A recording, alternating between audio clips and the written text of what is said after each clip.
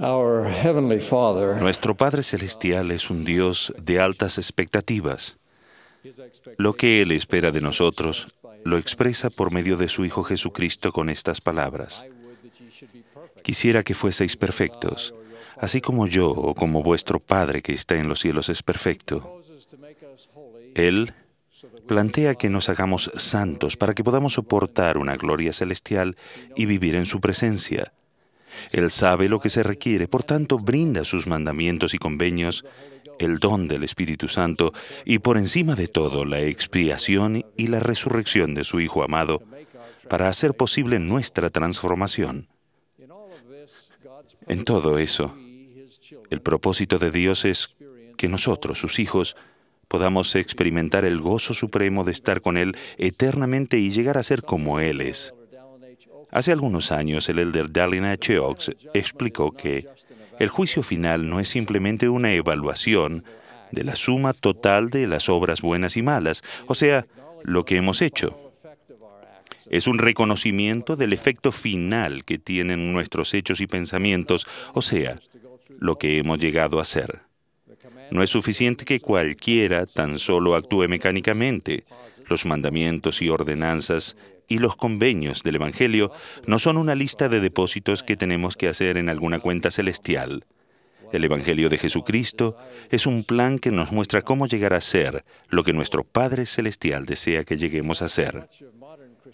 Lamentablemente, gran parte de la cristianidad moderna no reconoce que Dios haga ninguna exigencia real a los que crean en Él, y lo ven como un mayordomo que atiende a sus necesidades cuando se le solicita, o como una terapeuta cuya función es ayudar a la gente a sentirse bien con ellos mismos.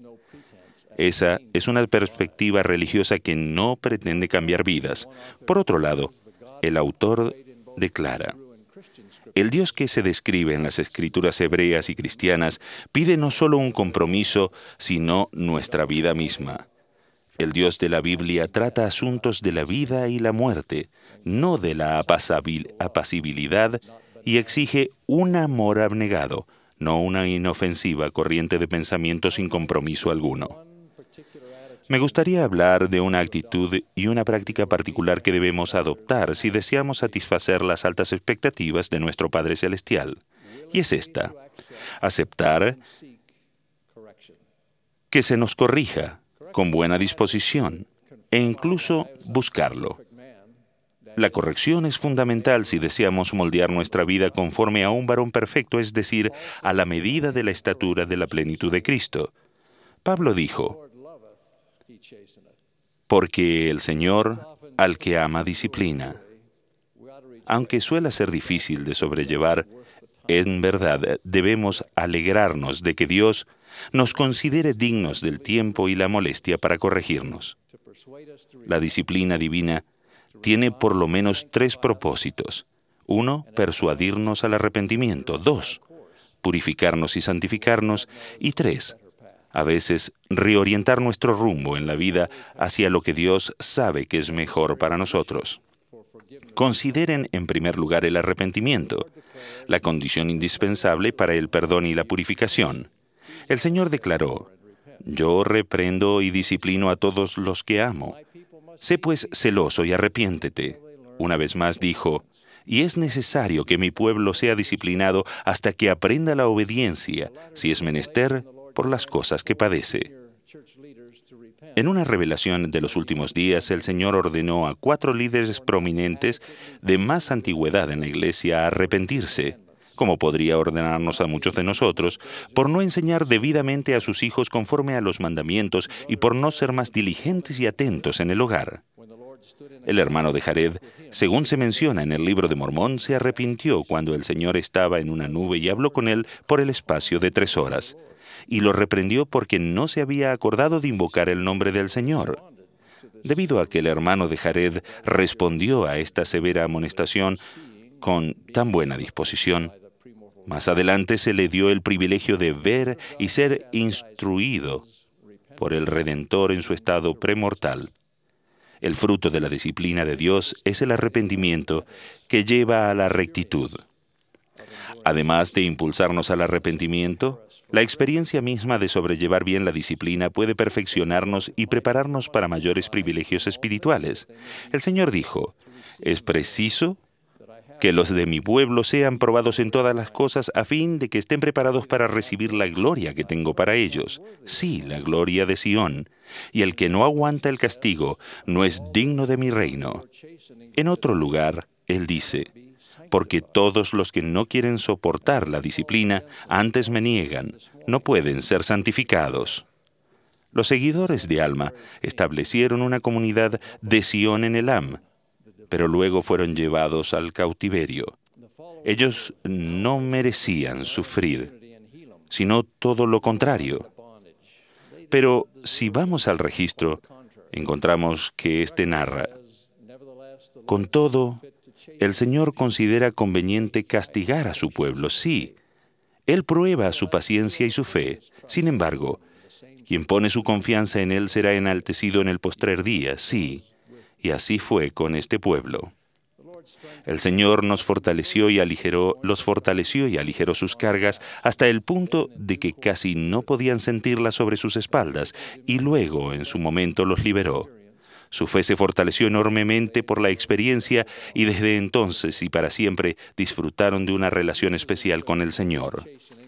Dios usa otra forma de castigo o corrección para guiarnos hacia un futuro que no podemos ni logramos imaginar ahora, pero Él sabe es el mejor camino para nosotros.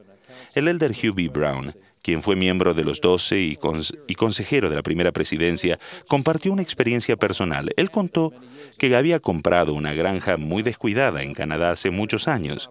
Mientras limpiaba y reparaba la propiedad, se encontró con un grosellero que había crecido más de 2 metros de alto y que no producía grosellas, así que lo podó radicalmente, dejando solo unos pequeños tallos. Entonces observó una gota parecida a una lágrima en la punta de cada uno de esos tallos, como si el grosellero estuviese llorando, y se imaginó lo que la planta decía. «¿Cómo pudiste hacerme esto? Estaba creciendo tan maravillosamente y ahora me has talado. Todas las plantas del huerto me miran con desprecio. ¿Cómo pudiste hacerme esto? Creí que tú eras el jardinero aquí». El elder Brown respondió, «Mira, pequeño grosellero, yo soy el jardinero aquí y sé lo que quiero que seas. No quiero que seas un árbol de fruta ni un árbol de sombra. Quiero que seas un grosellero. Y algún día, pequeño arbusto, cuando estés cargado de fruta me dirás, gracias, señor jardinero, por quererme lo suficiente como para talarme». Años más tarde, el elder Brown servía como oficial de campo del ejército canadiense en Inglaterra. Cuando un oficial superior cayó en combate, el elder Brown estaba en línea para ser ascendido a general y fue enviado a Londres. Pero a pesar de que estaba plenamente calificado para el ascenso, se lo negaron porque era mormón. El general en jefe dijo básicamente así, «Usted merece el nombramiento, pero no puedo otorgárselo». Lo que el elder Brown había añorado, por lo que había orado y se había preparado por 10 años, se le escurrió de las manos debido a una flagrante discriminación. Continuando con su relato, el elder Brown recordó, «Abordé el tren y volví a mi pueblo con un corazón entristecido y con amargura en el alma. Cuando volví a mi tienda, tiré la capa y el cinto sobre el catre. Elevé los puños hacia el cielo y dije, ¿cómo pudiste hacerme esto, Dios? He hecho todo lo que estaba de mi parte para prepararme. No hay nada que podías haber hecho que no hubiera hecho. ¿Cómo pudiste hacerme esto? Estaba tan amargado como la hiel». Luego oí una voz y reconocí su tono. Era mi propia voz que decía, «Yo soy el jardinero aquí y sé lo que quiero que hagas». La amargura abandonó mi alma y caí de rodillas cerca del catre para pedir perdón por mi ingratitud y amargura. Y ahora, casi 50 años más tarde, miro hacia arriba y digo, gracias, señor jardinero, por talarme, por quererme lo suficiente para herirme. Dios sabía lo que Hugh B. Brown tenía que llegar a ser y lo que se necesitaba para que eso sucediera, y Él redirigió su curso a fin de prepararlo para el santo apostolado. Si tenemos un deseo sincero y nos esforzamos por estar a la altura de las expectativas de nuestro Padre Celestial, Él se asegurará de que recibamos toda la ayuda necesaria, ya sea de consuelo, de fortaleza o de disciplina. Si estamos abiertos a ella, la debida corrección vendrá de muchas maneras y de muchas fuentes. Puede venir en el curso de nuestras oraciones, cuando Dios hable a nuestra mente y a nuestro corazón mediante el Espíritu Santo. Puede venir en forma de oraciones que se representan con un no, o de forma diferente de la que esperábamos. La amonestación puede llegar a medida que estudiamos las Escrituras y se nos recuerden las deficiencias, la desobediencia o la negligencia que hemos cometido en pequeños asuntos. La corrección puede venir mediante otras personas, especialmente de los que son inspirados por Dios para promover nuestra felicidad. En la actualidad, los apóstoles, profetas, patriarcas, obispos y otros se han instituido en la Iglesia como se hizo en la antigüedad, a fin de perfeccionar a los santos para la obra del ministerio y para la edificación del cuerpo de Cristo. Tal vez algunas de las cosas que se nos digan en esta conferencia tengan el objeto de llamarles al arrepentimiento o cambiar, y si hacen caso a ello, les llevará a un lugar más alto. Podemos ayudarnos unos a otros como miembros de la Iglesia. Esa es una de las razones principales por las que el Salvador estableció una Iglesia. Aun cuando encontramos críticas malintencionadas de personas que no nos aprecian ni nos aman, sería útil tener suficiente mansedumbre para sopesar y examinar algo que podría beneficiarnos.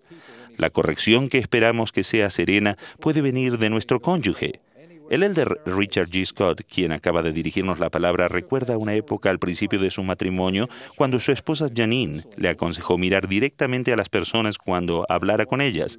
Ella le dijo: «Tú miras al suelo, al techo, a la ventana, a todas partes, excepto a los ojos». Él aceptó esa amable reprimenda y eso le permitió ser más eficaz al aconsejar. Como uno de sus exmisioneros de tiempo completo, puedo dar fe de que mira directamente a los ojos en sus conversaciones, y también puedo añadir que cuando uno necesita corrección, esa mirada puede ser muy penetrante. Los padres pueden y deben corregir, incluso disciplinar, para que sus hijos no sean lanzados a la deriva. El presidente Boyka Packer ha observado que cuando una persona que está en una posición para corregir a otra no lo hace, piensa en sí misma. Recuerden que la amonestación debe ser oportuna, con nitidez y claridad, cuando lo induzca el Espíritu Santo, y entonces demostrando mayor amor hacia el que hayan reprendido, no sea que los considere su enemigo. Recuerden que si nos oponemos a la corrección, los demás dejarán de ofrecerla por completo, a pesar del amor que nos tengan. Si reiteradamente nos abstenemos de actuar según la amonestación de un Dios bondadoso, entonces Él también desistirá. Él ha dicho: «Mi espíritu no siempre luchará con el hombre». Con el tiempo, gran parte de nuestra disciplina debe venir de adentro, es decir, debemos llegar a corregirnos a nosotros mismos. Una de las formas en la que nuestro amado y difunto compañero, el elder Joseph B. Wirtling, se convirtió en un discípulo puro y humilde, fue mediante el análisis de su desempeño en todas sus asignaciones y tareas. En su deseo de agradar a Dios, estaba resuelto a aprender lo que podía haber hecho mejor y luego aplicar con diligencia cada lección aprendida. Todos podemos satisfacer las altas expectativas de Dios sin importar cuán grandes o pequeños sean nuestras capacidades y nuestros talentos. Moroni afirma: «Si os abstenéis de toda impiedad y amáis a Dios con toda vuestra alma, mente y fuerza, entonces la gracia de Cristo os es suficiente para que por su gracia seáis perfectos en Cristo». Nuestro esfuerzo diligente, dedicado, es lo que trae esa gracia que nos faculta y nos abre las puertas, un esfuerzo que sin duda implica sumisión a la mano castigadora de Dios y arrepentimiento sincero y total. Oremos para recibir su corrección inspirada en el amor. Que Dios los sostenga al esforzarse para satisfacer sus altas expectativas y les conceda la felicidad y la paz plenas que derivan naturalmente de ello. Sé que ustedes y yo podemos llegar a ser uno con Dios y con Cristo. Testifico con humildad y confianza de nuestro Padre Celestial y de su Hijo amado, y del dichoso potencial que tenemos debido a ellos. En el nombre de Jesucristo. Amén.